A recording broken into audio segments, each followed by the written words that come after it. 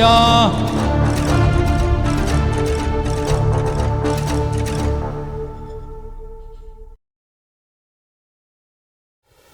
என்னை மீட்ட இரட்சகனே, என்னாலும் துதித்து பாடுவேன். என்னை மீட்ட இரட்சகனே, என்னாலும் துதித்து பாடுவேன்.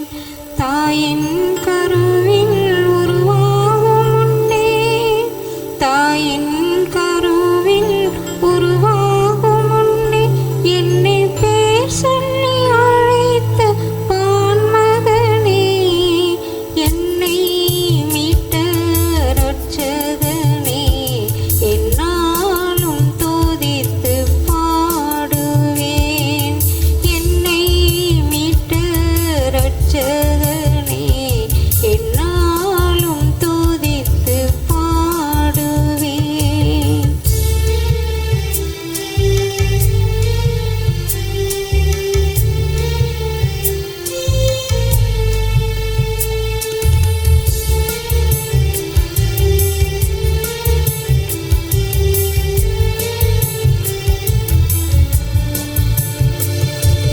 கல்வாரி பாதையின் ஓரத்திலே மனம் கசந்து நான் அழும் நேரத்திலே, கல்வாரி பாதையின் ஓரத்திலே மனம் கசந்து நான் அழும் நேரத்திலே, தாங்கி நடத்திடும் என்னப்பனே, தாங்கி நடத்திடும் என்னப்பனே, தயவோடு நான் உம்மை பாடுவேன், தயவோடு நான் உம்மை பாடுவேன்.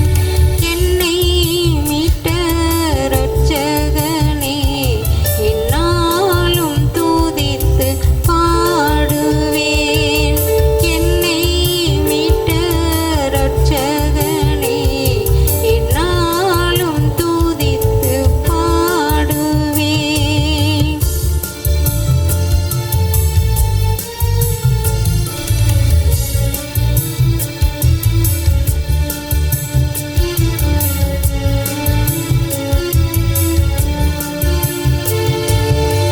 ஆதியும் அந்தமும் ஆனவரே, எனக்கு ஆறுதல் தேறுதல் அளிப்பவரே, ஆதியும் அந்தமும் ஆனவரே, எனக்கு ஆறுதல் தேறுதல் அளிப்பவரே, அன்னை தந்தை என்னை வெறுத்தாலும்,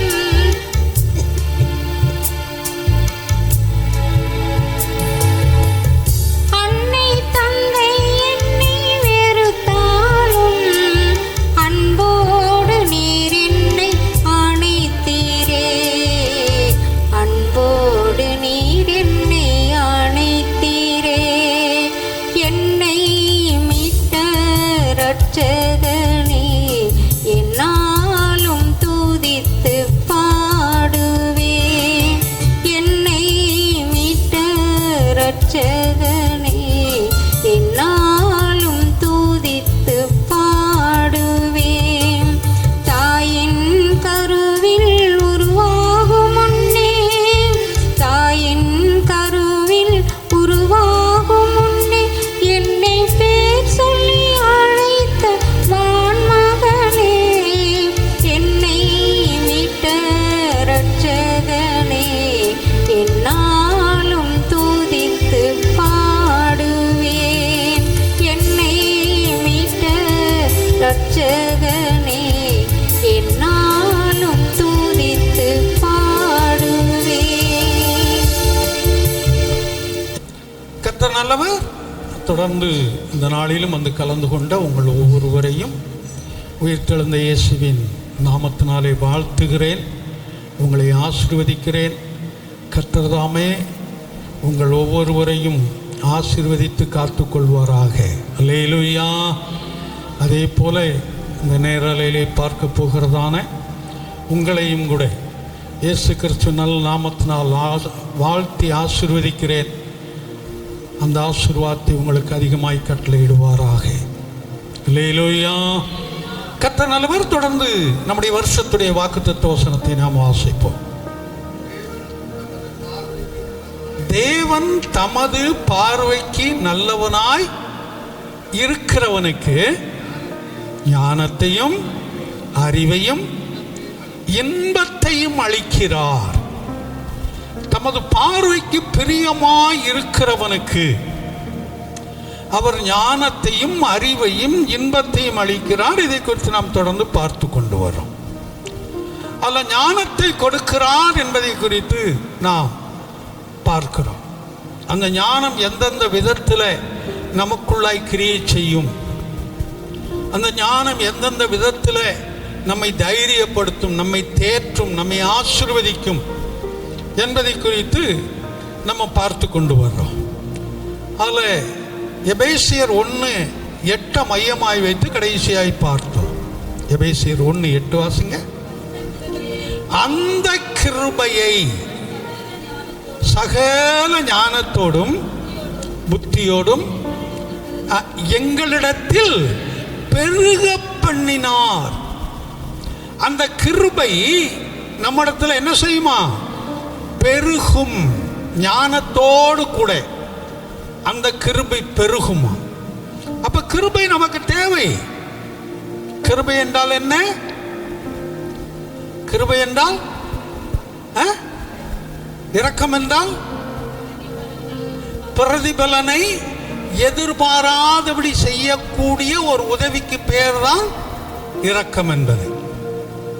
பிரதிபலனை எதிர்பாராதபடி செய்யக்கூடிய அந்த உதவிக்கு பெயர் தான் இரக்கம் என்று சொல்லக்கூடியது. அப்ப நம்முடைய தேவன் நமக்கு அப்படித்தான் இரக்கம் செய்கிறார். நம்மிடத்திலிருந்து அவர் எந்த பிரதிபலனும் அவர் எதிர்பார்க்கல. அப்படின்னா ஏன் தசம பாகம் வாங்கணும், ஏன் காணிக்க வாங்கணும்? எந்த பிரதிபலனும் எதிர்பார்க்கலையே, எதுக்கு அது வாங்கணும்?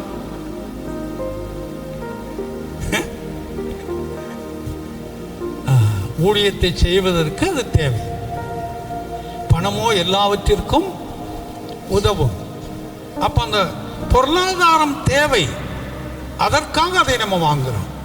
மற்றபடி நம்மகிட்ட அவர் எதிர்பார்க்கிறது நம்முடைய பரிசுத்தத்தையும் நம்முடைய விசுவாசத்தையும் தான் அவர் நம்மிடத்தில் எதிர்பார்க்கிறார். வேற எதையும் அவர் நம்மகிட்ட என்ன செய்யல? எதிர்பார்க்கலை. அதை நாம் அவருக்கு கொடுப்போம் என்றால் போதும், அவர் நம்மை ஆசீர்வதிக்கிறார். பிரதிபலனை எதிர்பாராதபடி கிடைக்கக்கூடிய அந்த ஆசீர்வாதங்கள். அப்ப அந்த கிருபைகள் பெருகும். கிருபைகள் பெருகும். இதனுடைய அடிப்படையில் ஏசாயா 54:8 வாசித்தோம். அதை வாசிங்க. அற்ப காலம் உண்ட கோபத்தினால், அற்ப காலம் உண்ட கோபத்தினால் என் முகத்தை இமைப்பொழுது உனக்கு மறைத்தேன், ஆனாலும் நித்திய கிருபையுடன் உனக்கு இறங்குவேன். கொஞ்ச நேரம் என் முகத்தை மறைச்சிட்டேன், ஆனாலும் உனக்கு பல பிரச்சனைகள், ஆனாலும் நித்திய கிருபையுடன் உனக்கு இறங்குவேன். அந்த இரக்கம் நித்திய கிருபை. நித்தியம் என்றால் அழிவற்ற ஒன்று. அப்ப நிரந்தரமான ஒரு கிருபையோடு கூட உனக்கு இறங்குவேன் என்று அவர் சொல்லுகிறார். அப்படி நமக்கு சொன்னதுனால தான் இதுவரைக்கும் எவ்வளவோ பிரச்சனைகள் மத்தியில் நம்ம ஜீவனோடு இருக்கிறோம். அல்லேலூயா. ஒரு 2 வாரத்துக்கு முன்னாடி நல்ல நெருக்கமான அறிமுகமான ஒரு தம்பி மரித்து போனார். அவருக்கு வயது 47-48 தான் இருக்கணும். ஏன்னா 1/1/78 அவருடைய பிறந்த தேதி. 1/1/78 அப்போ அவ்வளோதான் இல்லையா? சிஸ்டருக்கு முன்னாடி அவர் இறுதி ஆப்ரேஷன் பண்ணவர். கொஞ்ச நாளைக்கு முன்னாடி, எவ்வளோ நாள் பர்டிகுலராக எனக்கு தெரியாது, கொஞ்ச நாளைக்கு முன்னாடி பண்ணவர். நல்லா இருந்தார். தன்னுடைய ரொம்ப சுறுசுறுப்பாய் வேலைகளை செய்தார். சில வியாபாரங்களை செய்து கொண்டிருந்தார். கால் வீக்கத்தினால போய் ஆஸ்பத்திரியில் அட்மிட் ஆகியிருக்கிறாரு. இரவில் மனைவியோடு பிள்ளைகளோடு திருமணம், அவருக்கு பிள்ளை, ஒரு பொண்ணுக்கு திருமணம் ஆயிடுச்சு. எத்தனை குழந்தை இருக்குன்னு எனக்கு தெரியல அந்த பொண்ணுக்கு. அதனால் பேசியிருக்கிறாரு, மனைவியோட பேசியிருக்கிறார். நல்லா பிள்ளைகளோட, ஒரு பையன் 2 பொண்ணு பிள்ளைகளோட பொண்ணுகளோட நல்ல பையனோட நல்லா பேசியிருக்கிறாரு. திரும்ப காலையிலேயே இரவுல இருந்தது எழுந்து வெளியில் போகிறதுக்காக, கட்டிலிருந்து ஹாஸ்பிட்டல்லையே போகிறதுக்காக எழுந்து நடந்திருக்காரு, கீழே விழுந்திருக்காரு. அவ்வளோதான், உயிர் போயிடுச்சு. அப்போது மரணம் என்பது எப்படி வருகிறது, யாருக்கு வருகிறது, எந்த சூழ்நிலையிலுங்கிறது நம்ம புரிந்து கொள்ள முடியலை. நமக்கு மரணத்திற்கு எதுவான எவ்வளவோ பலவீனங்கள், கொஞ்சம் யோசித்து பாருங்கள். மரணத்திற்கு எதுவான எவ்வளவோ குடும்ப பிரச்சனைகள். நான் ஏன் இன்னும் உயிரோடு இருக்கணும், நான் மரித்து போனால் நல்லதென்று நாம் மனதின எண்ணின நாட்கள் எத்தனையோ உண்டு. அதுக்கெல்லாம் கர்த்தர் நம்மளை ஒப்பு கொடுக்கலையே, இன்னும் அதுக்கு அனுமதிக்கலையே. எத்தனை விபத்துகளை நம்ம சந்தித்து இருக்கிறோம், கொஞ்சம் யோசித்து பாருங்க. அந்த அழிவுக்கு நம்மளை கர்த்தர் ஒப்பு கொடுக்கல. ஏன் தெரியுமா? நித்திய கிருபையுடன் இறங்குவேன். ஆமா, அந்த ஏசாயா 43:1-2 வாசிங்க. இது வீட்டு ஜபங்களில் ஏற்கனவே பார்த்துருக்கிறோம். இப்போதும் யாக்கோபே, உன்னை சிருஷ்டித்தவரும் இஸ்ரவேலே, உன்னை உருவாக்கினவருமாகிய கர்த்தர் சொல்லுகிறதாவது, பயப்படாதே, உன்னை மீட்டுக்கொண்டேன், உன்னை பெயர் சொல்லி அழைத்தேன். இப்போ அந்த சிஸ்டர் பாடும்போது அந்த பாடல் அந்த வரி தான் வந்தது. உன்னை பெயர் சொல்லி அழைத்தேன். ஏதோ தாயின் கருவில் உருவாகும் முன்பே அறிந்தவரும் வேதம் சொல்லு, அந்த பாடல்ல தான் இருந்தது. இந்த பழைய பாடலாம் நீங்க கேட்டீங்கன்னா கருத்துமிக்க பாடல்கள். இன்னைக்கு வர்ற பாடல்கள் ஒரு இமோஷனல், உணர்ச்சியை தூண்டக்கூடிய பாடல்கள். இன்றைக்கு பழைய பாடல்கள்லாம் பார்த்தீங்கன்னா ஒரு கருத்துமிக்க பாடல்களாக இருக்கும்.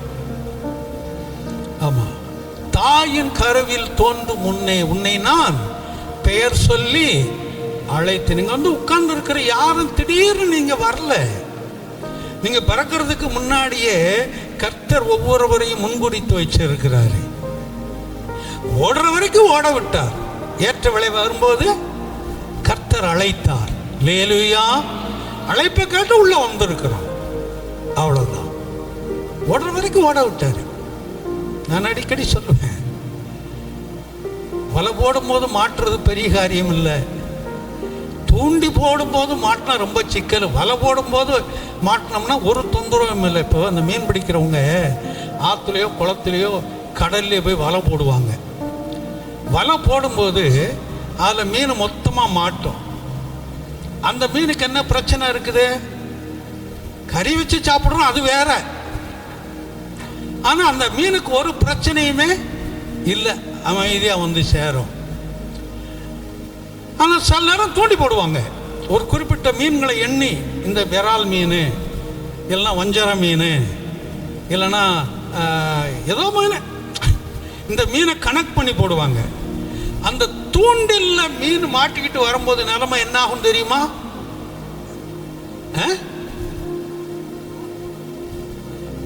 வாய் கிளிதா, குடல் கிளிதா, வயிறு கிளிதா, உதடு கிளிதா, ஒண்ணுமே தெரியாது. தூண்டில மாட்டிக்கிட்டு கிழிச்சுக்கிட்டு மேல வரும்.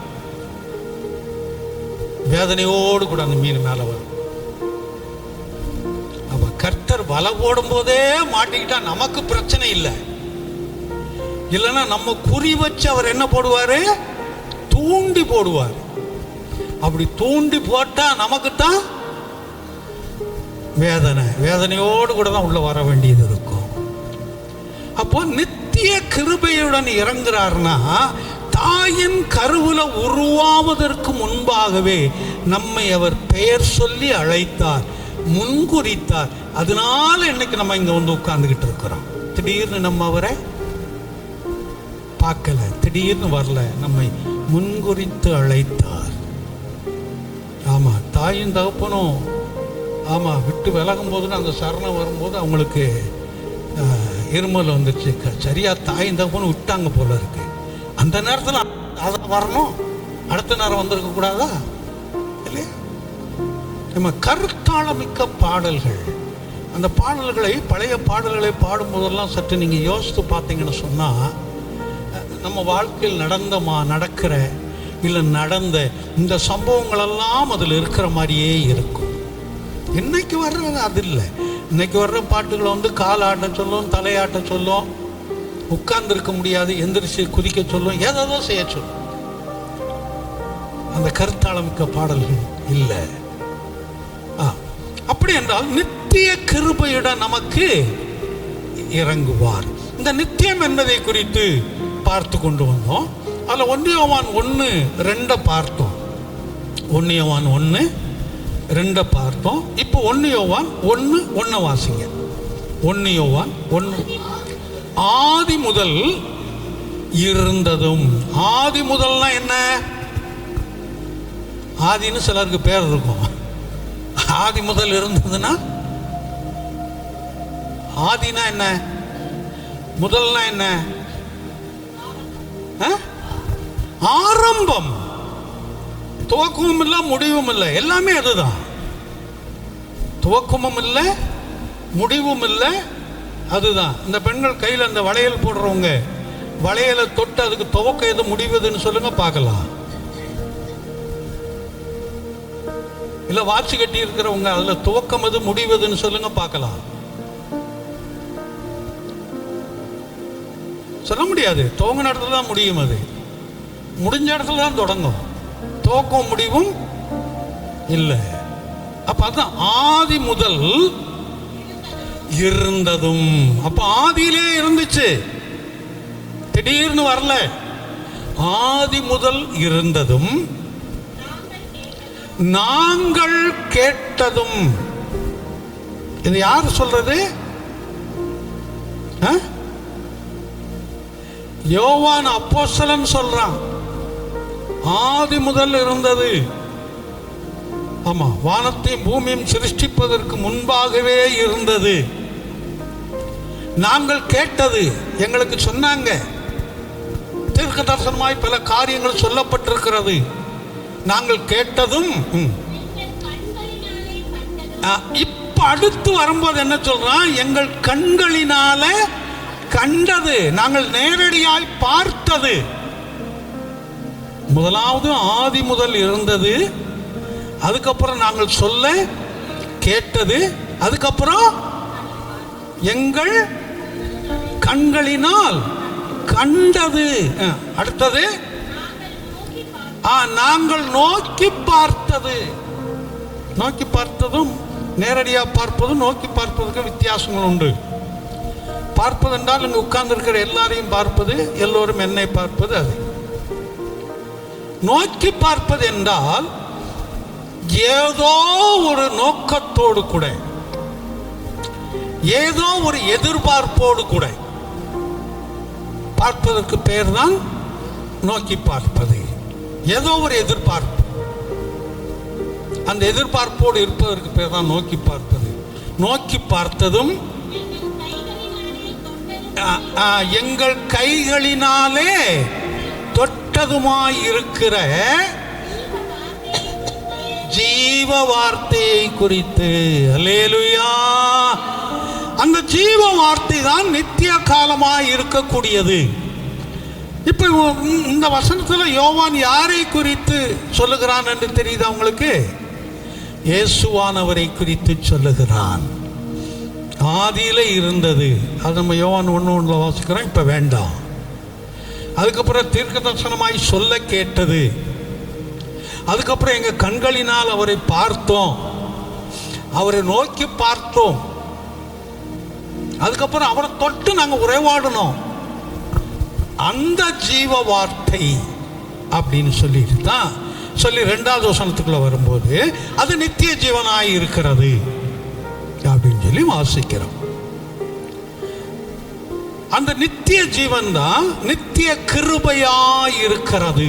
அல்லேலூயா. இன்னைக்கு அதே பகுதி, அதை தொடர்ந்து வேறொரு வசனத்தை வாசிக்கலாம். 2 கொரிந்தியர் 4:15 வாசிப்போம். 2 கொரிந்தியர் 4:15.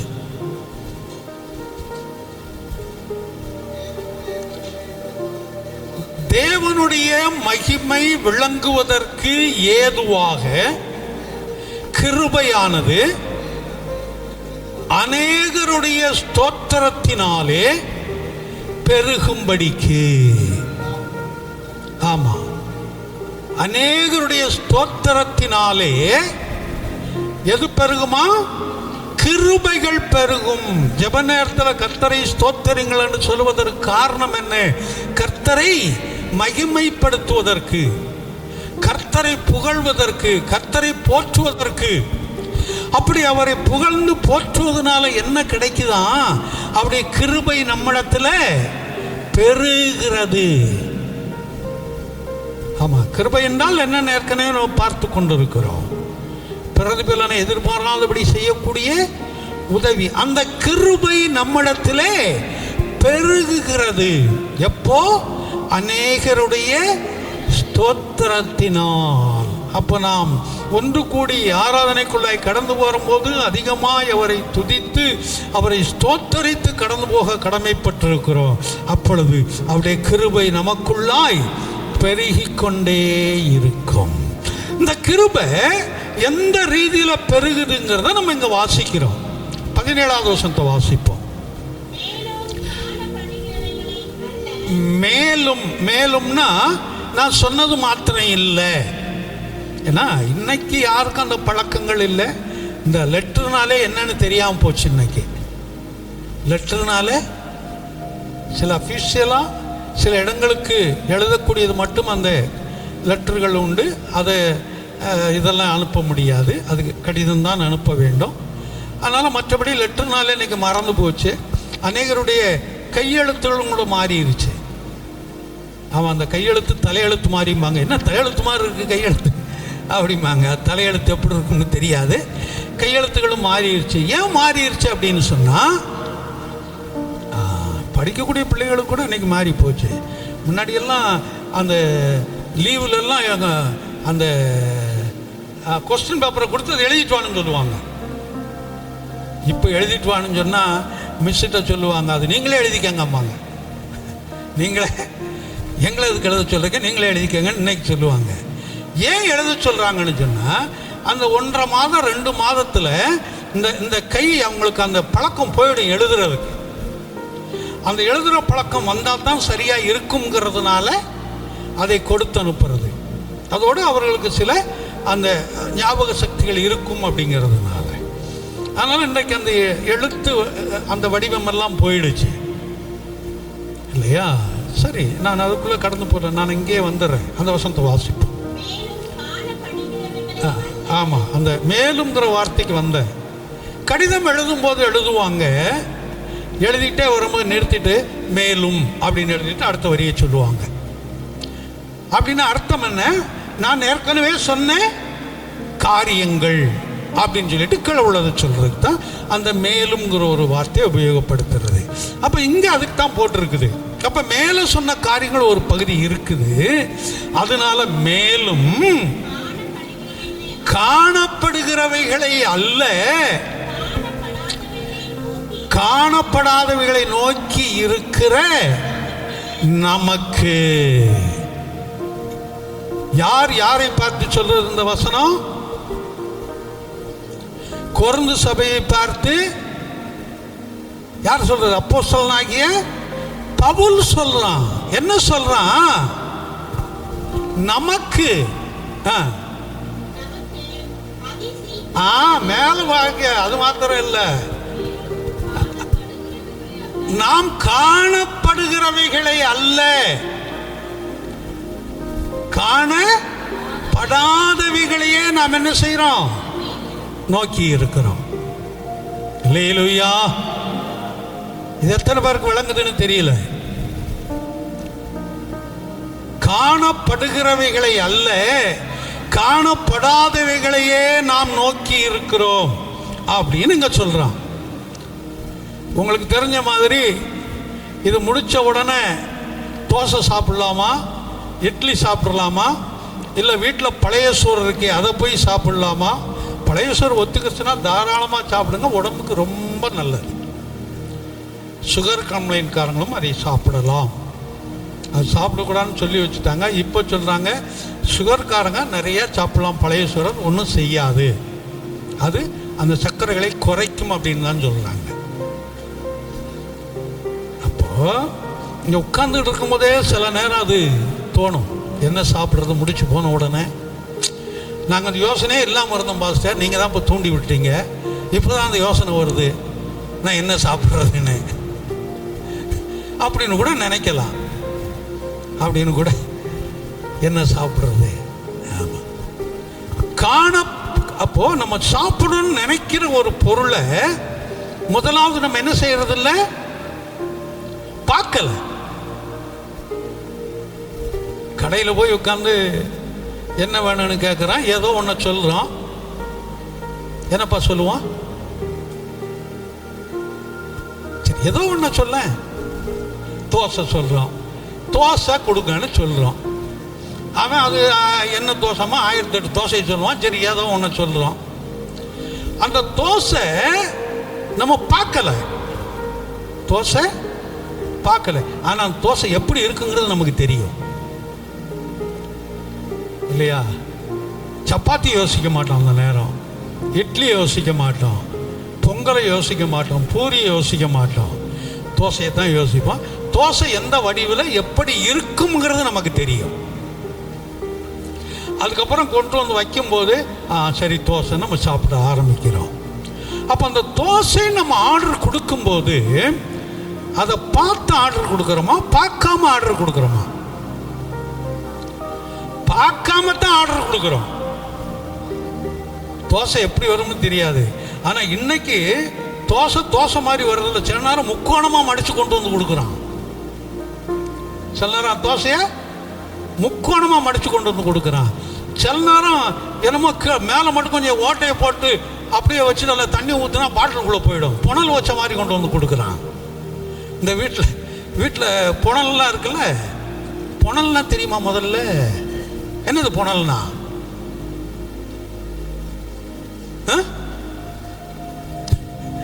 எண்ணெய் ஊற்றுறதுக்கு, பால் ஊற்றுறதுக்கு அது ஒன்று வச்சுருப்பாங்களா, அதுக்கு பேர் என்ன சொல்லுவாங்க?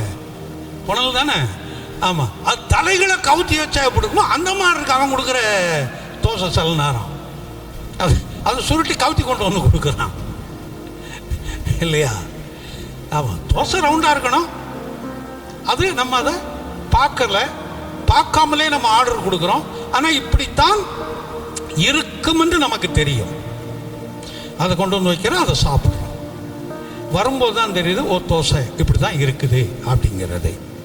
அதே போல தான் இங்கே வரும்போது காணப்படுகிறவைகளை அல்ல, பார்க்கிறத இல்லை, பார்க்காதவைகளை, காணப்படாதவைகளை நோக்கி இருக்கிற நமக்கு.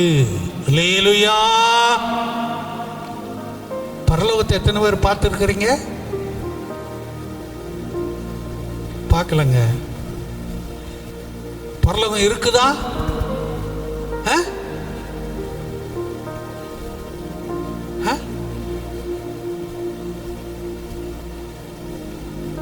இருக்குதா? எங்க இருக்கு? பரலோகத்தில் இருக்கு, அவ்வளவுதான். பரலோகத்தில் இருக்கு. அது சந்தேகம் வந்துடுது நமக்கு. பரலோகத்தில் இருக்குது. நரகம்? ஆமாம், ஒரு ஊழியக்காரர் முன்னாடி பேசுவார், இருக்காரா என்னன்னு தெரியல. ஆமாம், அடிக்கடி டெய்லி பரலோகத்துக்கு போயிட்டு வரேன், ஆமாம் அடிக்கடி நரகத்துக்கு போயிட்டு வரேன்னு. நரகத்துக்கும் பரலோகத்துக்கும் போனவங்களுக்கு இங்கே என்ன வேலை? பரலோகத்துக்கும் நரகத்துக்கும் போனவங்களுக்கு இங்கே வேலை இல்லை. ஒன்று நரகத்தில் இருக்கணும், பரலோகத்தில் இருக்கணும், இங்கே வேலை கிடையாது. அப்படியெல்லாம் சொன்னால் தான், ஓ எங்கள் ஊழியக்காரர் எவ்வளோ பெரிய ஊழியக்காரர் தெரியுமா, அப்படி படுத்தா பரலோகத்துக்கு போயிட்டு வந்துடுறாரு, எந்திரிச்சுன்னா நரகத்துக்கு போயிட்டு வந்துடுறாரு அப்படின்னு சொல்லுவாங்க. இதெல்லாம் நம்ப மாட்டாங்க. பரலோகத்தை நம்ம யாரும் என்ன செய்யலை, பார்க்கலை. நரகத்தை பார்க்கல, ஆனா அது இருக்குன்னு நமக்கு தெரியும். அப்போ நம்முடைய சிந்தை பரலோகத்திற்கு போகணுங்கிற நோக்கத்தோட தான் நம்ம வாழ்ந்து கொண்டிருக்கிறோம். கிறிஸ்துவமே என்ன, உலகத்தில் இருக்கிற வரைக்கும் ஆஸ்திகளை சேர்த்தோம், சொத்தை சேர்த்தோம், சுகமா வாழ்ந்தோம், ஒரு வியாதியும் இல்லாமல் இருந்தோம், மரித்தோம் அப்படிங்கிற ரீதியில் இல்லை. இந்த மரணத்திற்கு அப்புறம் ஒரு வாழ்க்கை உண்டு, அதை எங்கே கழிக்க போகிறோங்கிறதான் கேள்வி. அதுதான் கிறிஸ்தவமே. உலக வாழ்க்கைக்கு அப்புறம் நம்முடைய நித்தியம் ஒன்று இருக்குது. இந்த நித்தியத்தை எங்கே கழிக்க போகிறேன்? பரலோகத்திலேயா நரகத்திலேயா? அப்போ பரலோகம் என்று ஒன்று உண்டு நமக்கு தெரியும். வேதம் ரெண்டையும் வேதம் சொல்லுது. பரலோகம் எப்படி இருக்குங்கிறதையும் சொல்லுது, நரகம் எப்படி இருக்குங்கிறதையும் வேதம் சொல்லுது. அப்போ நம்முடைய எண்ணங்கள் பரலோகத்திற்கு போக வேண்டும் என்ற எண்ணம் தான் நமக்கு. அதை நம்ம பார்க்கல. அதைத்தான் பவுல் அப்போஸ்தலன் கொரிந்து சபைக்கே சொல்றான். காணாதவைகளை நோக்கி இருக்கிற நமக்கு அப்படின்னு சொல்லி அங்க சொல்றான். தொடர்ந்து வாசிப்போம். இப்போ அதி சீக்கிரத்தில் நீங்கும். அதினா என்ன?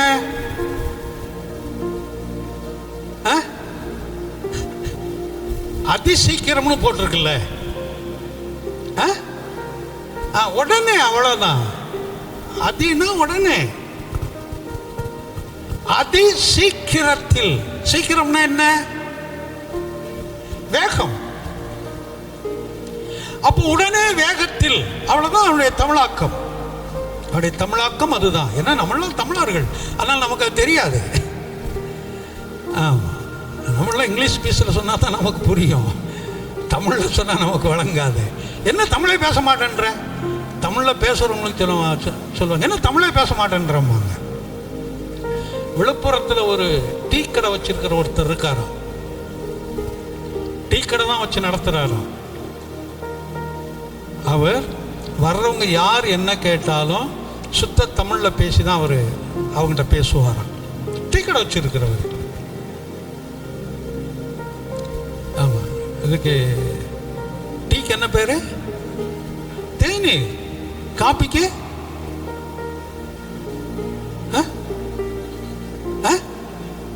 வடிநீரா? ஓ, வடிச்செடுக்கிறதுனால வடிநீர். கொட்டை வடிநீர். காப்பி கொட்டை. இப்படி யார் வந்து எதை கேட்டாலும் அவர் தமிழ்ல தான் சுத்த தமிழ்ல தான் பேசுவாராம். இத்தனை டீ கடை நடத்திட்டு இருக்கிறார். ஆமா, குழம்பி. இப்படி ஒவ்வொருக்கும் ஒரு பேர் வச்சு, தமிழ்ல இருக்கிற பேரை வச்சு தான் அவர் பேசுவாராம். இல்லை, அப்போ தமிழில் பேசுறது இன்னைக்கு என்ன ஒரு மாதிரி பேசுறான்னு யோசிக்கிற காலத்தில் நம்ம நின்றுகிட்டு இருக்கிறோம். இல்லை, அதி சீக்கிரத்தில் மறந்துடாத. அது என்றால் உடனே, சீக்கிரம் என்றால் வேகம். அதி சீக்கிரத்தில் நீங்கும் லேசான நம்முடைய உபத்திரவம். அந்த உபத்திரவத்துக்கு எவ்வளவு காரியங்கள் கொடுத்துருக்கணும் பாருங்க. அதி சீக்கிரத்தில் நீங்கும் லேசான நம்முடைய உபத்திரம். அப்ப நம்ம படுற உபத்திரமும் நமக்கு பெருசா தெரியுது. ஆனா அதை காட்டிலும் பெரிய உபத்திரவப்படுறவங்க பார்க்கும்போது தான் தெரியும், இந்த உபத்திரவம் நமக்கு ஒண்ணுமே இல்லை. அவங்க படுற பாட பார்க்கும்போது நமக்கு வர்ற பாடு ஒன்றும் பெருசு இல்லைன்னு தெரியும். ஆனால் நமக்கு தனியாக உட்காந்து பார்த்தோம்னா, அப்பா எவ்வளவு வேதனைங்க, எவ்வளவு பாடுங்க, என்னால் இதை ஜீரணிக்க முடியல, இவ்வளவு பாடுகளை நான் எப்படி சமாளிக்க முடியும், இவ்வளவு கஷ்டங்களை எப்படி சமாளிக்க முடியும், இவ்வளவு பிரச்சனைகளை எப்படி நான் தாங்கிக் கொள்ள முடியும் நம்ம சொல்கிறோம். ஆனால் நம்மை காட்டிலும் அதிகமான பிரச்சனைகளை இருக்கும்போது அவங்கள பார்க்கும்போது, ஐயோ அவங்க படுற பாட்டுக்கு எனக்கெல்லாம் ஒன்றுமே இல்லைங்க, அவங்களுக்கு இருக்கிற வியாதிக்கு எனக்கெல்லாம் ஒன்றுமே இல்லை, இப்படி தோன்றும். அதைத்தான் இங்கே சொல்லும்போது சொல்றாரு. ஆமா, லேசான உபத்திரவம், லேசான உபத்திரவம் அதி சீக்கிரத்தில் நீங்கும். இந்த லேசான உபத்திரவம். உபத்திரவம்னா என்ன? கஷ்டம். கஷ்டம் மட்டுமா? பாடு மட்டுமா? ஒரே உபத்திரவங்க வீட்டில்.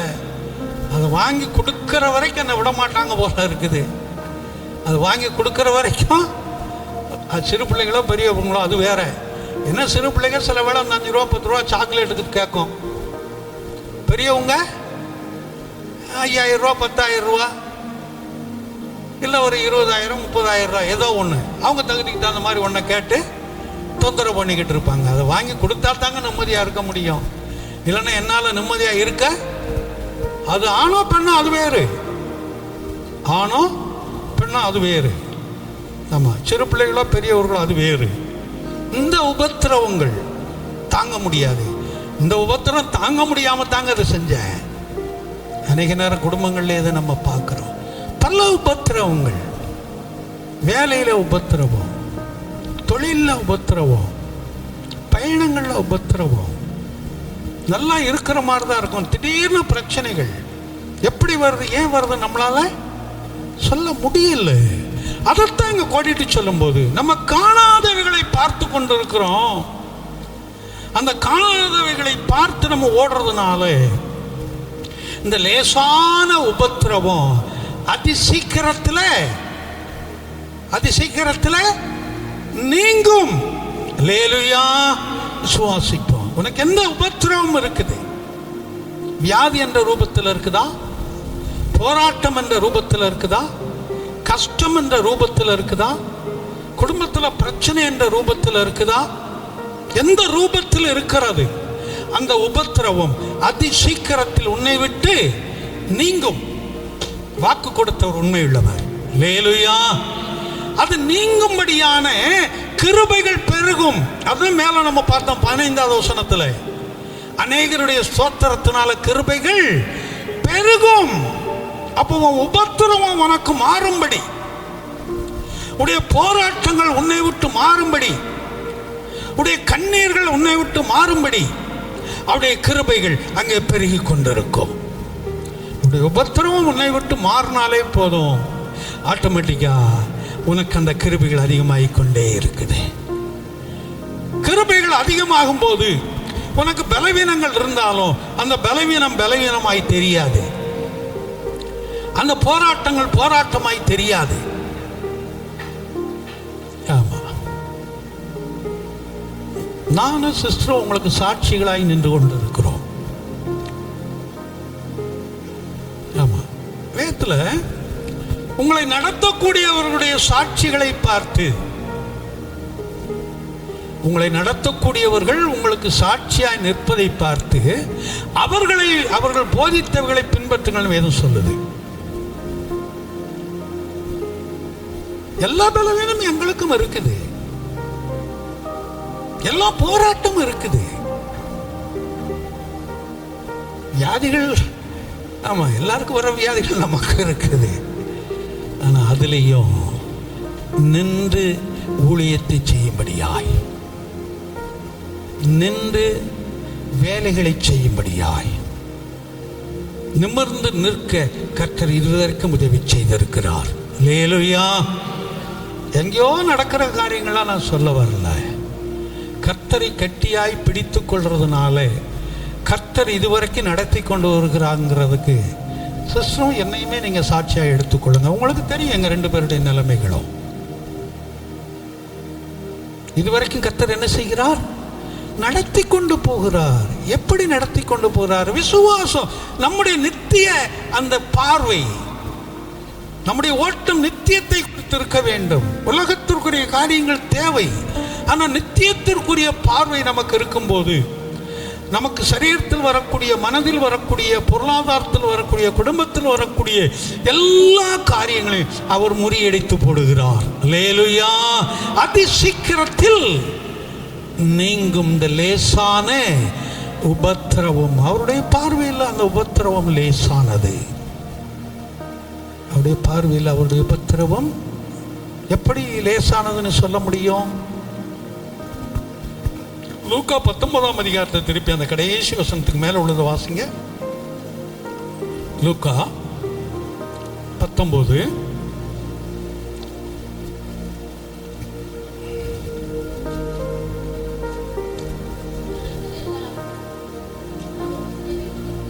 செவி கொடுத்து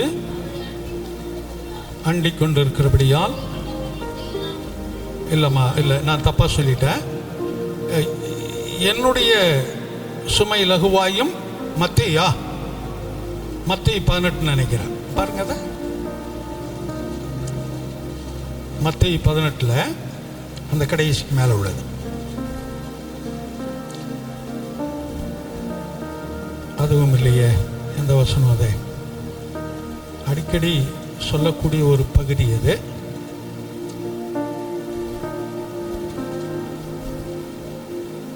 என்னுடைய சுமை மெதுவாயும் லகுவாயும் இருக்கிறது, அதை ஏற்றுக்கொள்ளுங்கள். உங்களுடைய பாரத்தை ஏன்ட்ட கொடுத்துட்டு என்னுடைய பாரத்தை நீங்கள் சுமந்து கொள்ளன்னு வரும். சரி, அது நான் மறந்துட்டேன். வரக்கூடிய நாட்களில், வரக்கூடிய வாரத்தில் அது எங்கே இருக்குன்னு நான் சரியாக உங்களுக்கு சொல்கிறேன். அந்த கடைசி வசனத்தில் 18ஆம் அதிகாரத்தில் தான் வரும். அது 18 19ஆம் அதிகாரத்தில். சரி, நான் சொல்கிறேன். அப்போ இங்கே வரும்போது நம்முடைய பாரங்கள் லகுவாய் இருக்கிறது. கர்த்தரை அதை லகுவாய் என்ன செய்கிறார்? மாற்றி போடுகிறார். அது எதுவாக இருந்தாலும், கொடுமையான வியாதிகளாக இருக்கட்டும், பாரமாக இருக்கட்டும், பண கஷ்டங்களாக இருக்கட்டும், எதுவாக இருந்தாலும் சரி, அது எல்லாவற்றையும் அவர் மாற்றி போடுகிறார். தொடர்ந்து அதே பகுதி வாசிப்போம். அப்படியே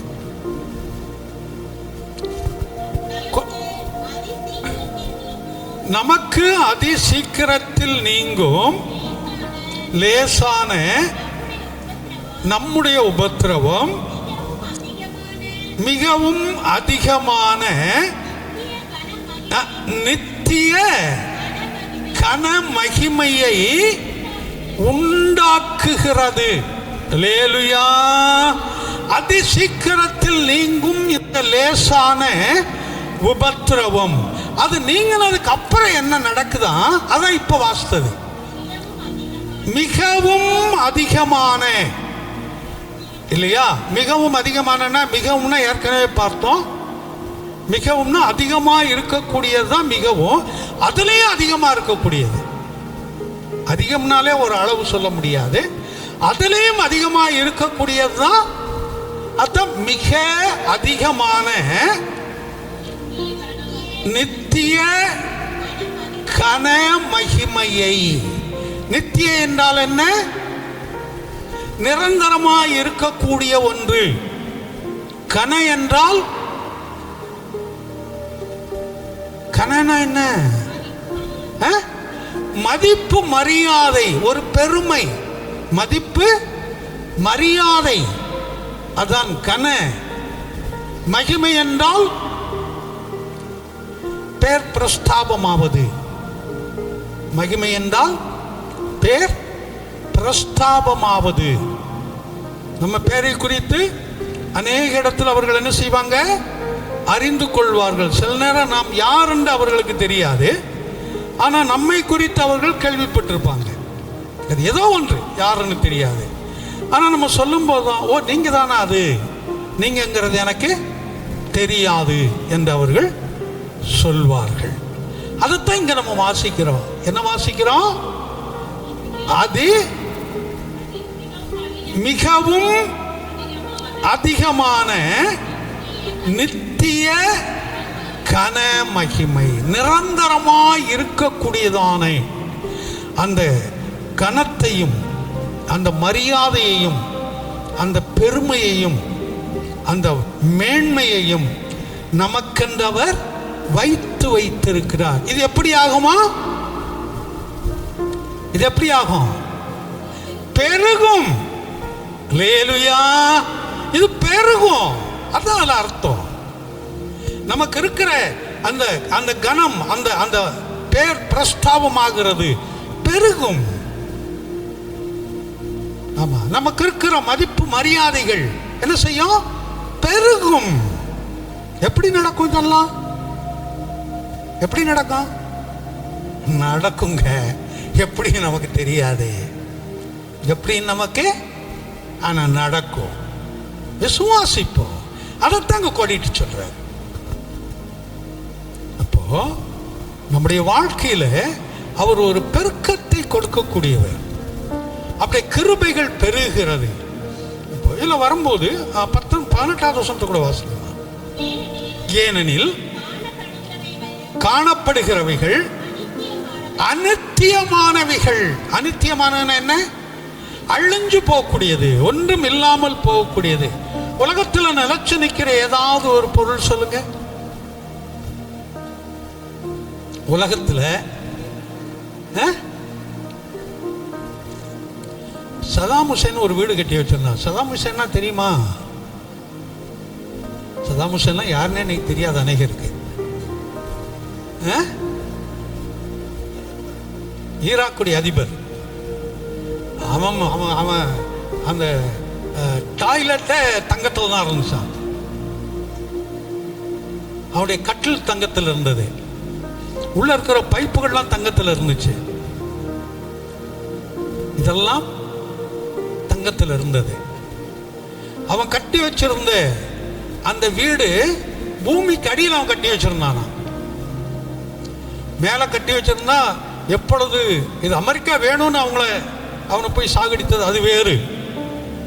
அவன் தனக்கு விரோதமாக இருக்கிறான், நமக்கு தனக்கு அடிபணியலை அப்படின்னு சொல்லி அவனை காலி பண்ணது அது வேறு. அது நமக்கு வேண்டாம். இப்போ மேலே வீட்டில் இருந்தால் அவனுக்கு என்ன நடக்கும்னு தெரியாதுங்கிறதுனால பூமிக்கு அடியில் ஒரு நாளைக்கு ஒரு பெட்ரூமில் படுத்திருப்பானா. எந்த பெட்ரூமில் படுக்கிறான்னு யாருக்குமே தெரியாதான். அந்த பூமிக்கு அடியில் அவன் கட்டியிருந்த அந்த வீடு கூட இந்த ஃப்ளோட்டிங் முறையில் இருக்குமா. ஃப்ளோட்டிங்னா என்ன? மிதக்கிற மாதிரி. எப்படி இப்படி இங்கே வரும், இப்படி இங்கே வரும், இப்படியும் போகும், இப்படியும் போகும். அந்த மாதிரி அமைப்பில் தான் இருக்குமா. அணுகுண்டே போட்டாலும் பாதிக்காத அளவுக்கு அவன் கட்டி வச்சிருந்தானா அந்த வீட்டை. அவனையும் ஒரு நாள் காலி பண்ணிட்டாங்கல்ல. அந்த வீடு அவன் வச்சிருக்க முடியலையே. உலகத்தில் இருந்து எதையும் கொண்டு போக முடியாது. எதுவும் உலகத்தில் நிரந்தரம் அல்ல. அதைத்தான் சொல்லுது. அநித்தியமான காணப்படுகிறவைகள் அநித்தியமானவைகள். அப்ப நம்ம பார்க்கிற எல்லாமே எதுதான்? அழிஞ்சு போகக்கூடிய ஒன்றுதான். பார்க்காதவைகள் தான். அதான் காணப்படாதவைகளோ நித்தியமானவைகள். விசுவாசம்னு பேசுறோம். விசுவாசத்தை எத்தனை பேர் பார்த்துருக்கிறோம்? விசுவாசம்னு பேர் இருக்கு. ஆணுக்கு இருக்கு, பெண்ணுக்கு இருக்கு. விசுவாசத்தை காட்டணும். எப்படி காட்ட முடியும்? சில கிரியையில் நம்ம செய்ய முடியும். பரிசுத்தம் நம்ம நடக்கையை வச்சுதான் காட்ட முடியுமே தவிர அதை எழுத்தின்படி நம்ம காட்ட முடியாது. பரலோகம் காட்ட முடியாது. இதெல்லாம் நித்தியமாய் இருக்கக்கூடியது. உலகத்தில் இருக்கிற எல்லா பொருள்களும் அது என்ன எவ்வளவு பெரிய கோட்டை கொத்தளங்களா இருந்தாலும் சரி, அவைகள் எல்லாமே அழிவுக்கு உட்பட்டது. ஆனால் பரலோக ராஜ்யமும் விசுவாசமும் பரிசுத்தமும் அழியாமல் இருக்கக்கூடிய ஒன்று. அதனாலதான் இங்க சொல்லும்போது அந்த வசனத்தை திரும்ப வாசம். அதே வசனத்தை காணப்படுகிறவைகள் அநித்தியமானது. காணப்படுற எல்லாம் அழிஞ்சு போகக்கூடியது. காணப்படாதவைகளோ நித்தியமான நிரந்தரமாய் இருக்கக்கூடியது. அல்லேலூயா. அதை கர்த்தர் என்ன செய்கிறார்? பெருக பண்ணுகிறார். அந்த கிருபை நமக்கு இருக்குது. அந்த கிருபையை பெருக பண்றாரு. அது பெருகிக் கொண்டே இருக்கும். அதனாலதான் தமக்கு பிரியமானவனுக்கு அவர் ஞானத்தையும் அறிவையும் இன்பத்தையும் பெருக பண்ணுகிறார். ஞானத்தை நமக்கு பெருக பண்ணுகிறார். அந்த ஞானம் கிருபை என்ற ரூபத்திலே பெருகிறது. எபேசியர் 1:8 அந்த ஞானம் எப்படி பெருகிறது? கிருபை என்ற ரூபத்தில் பெருகிறது. கிருபை என்றால் இரக்கம். அப்படி என்றால் அவருடைய சன்னிதானத்திற்குள் நாம் போகும் வரைக்கும், அந்த பரலோக ராஜ்யத்திற்குள் நாம் பிரவேசிக்கிற வரைக்கும் கர்த்தர் அந்த கிருபையை நம்ம இடத்துல என்ன செய்யறாரு? பெருக பண்ணிக்கிட்டே இருக்கிறாரு. வியாதிகள் இருக்கும், சோர்ந்து போகாதே. உலகத்தில் ஒரு மனிதனுக்கு வராத ஒரு வியாதி ஒன்று நமக்கு வரல. எல்லாருக்கும் வர்ற வியாதி நமக்கு வருது. கர்த்தர் அதிலே நம்மை காத்துக்கொள்ளுகிறார். அல்லேலூயா. உலகத்தில் வராத மனிதனுக்கு வர்ற பிரச்சனை நமக்கு ஒன்றும் புதுசாக ஒன்றும் முளைச்சி நிற்கலை. மற்றவங்களுக்கு வர்ற பிரச்சனை தான் நமக்கு வருது. வேலை இல்லாது வரலாம், தொழில் இல்லாது வரலாம், குடும்பத்தில் பிரச்சனைகள் வரலாம், எல்லாம் மற்றவங்களுக்கு வர்றது தான் வருது. ஆனால் மற்றவர்கள் அதில் தன்னை அழித்து கொள்ளுகிறார்கள், குடும்பத்தை விட்டு ஓடி விடுகிறார்கள்.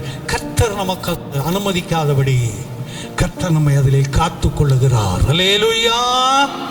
அந்த கிருபை நமக்கு பெருகும்படியாய் செய்கிறார். தொடர்ந்து அந்த கிருபை நமக்கு பெருகி கொண்டே இருக்கும். அதை நம்ம விசுவாசிப்போம், அதை விசுவாசிப்போம். அப்படியே கண்களை மூடுவோம், கர்த்தர் நோக்கி பார்ப்போம். அதிசீக்கிரத்தில் நீங்கும் இந்த லேசான உபத்திரவம் அதிகமான கன மகிமையை நமக்கு உண்டாக்கும். அந்த கன மகிமை உண்டாகணும்னு சொன்னா லேசான உபத்திரவம் நமக்கு தேவை. லேசான அந்த உபத்திரத்தை குறித்து நீ கலங்க வேண்டாம். அந்த உபத்திரத்தை குறித்து நீ பயப்பட வேண்டாம். அந்த உபத்திரத்தை குறித்து நீ சோர்ந்து போக வேண்டாம். ஒரு உபத்திரம் உனக்கு வருது, ஒரு பாடு உனக்கு வருது, ஒரு அவமானம் உனக்கு வருதுன்னா அதுக்கு பின்னால பெரிய ஒரு ஆசீர்வாதத்தை கர்த்தர் உனக்கு வைத்திருக்கிறார். ஒரு கனமான ஒரு மேன்மையை உனக்கு வைத்திருக்கிறார். அதை நம்ம சுவாசிப்போம். நிச்சயமா நமக்கு அது கிடைக்கும். ஞானத்தோடு கூட அந்த கிருபையை பெருக பண்ணக்கூடிய தேவன் அதை பெருக பண்ணிக்கொண்டே இருப்பார். அந்த நிச்சயம் நமக்குள்ளாய் கடந்து வரட்டும். இந்த வார்த்தைகளுக்காய் எல்லா வாய்களை திறந்து கர்த்தரை ஸ்தோத்தரிப்போம். என் ஆத்துமாவே கர்த்தரை ஸ்தோத்தரி, என் முழு உள்ளமே பரிசுத்த நாமத்தை ஸ்தோத்தரி. என் ஆத்துமாவே கர்த்தரை ஸ்தோத்தரி, அவர் செய்த சகல உபகாரங்களையும் மறவாதே. ஆமென். நம்முடைய கர்த்தராகிய இயேசு கிறிஸ்துவின் கிருபையும் பிதாவாகிய தேவனுடைய அன்பும் பரிசுத்த ஆவியானுடைய ஆலோசனை வழிநடத்தல் சமாதானம் நம் அனைவரோடும் கூட வேலைகள், தொழில்கள், படிப்போடு கூட இன்றும் என்று சதா காலங்கள் நிலைத்திருப்பதாக. ஆமென். அல்லேலூயா, அல்லேலூயா. கர்த்தர் தாமே உங்கள் ஒவ்வொருவரை ஆசீர்வதிப்பாராக. ஆமென்.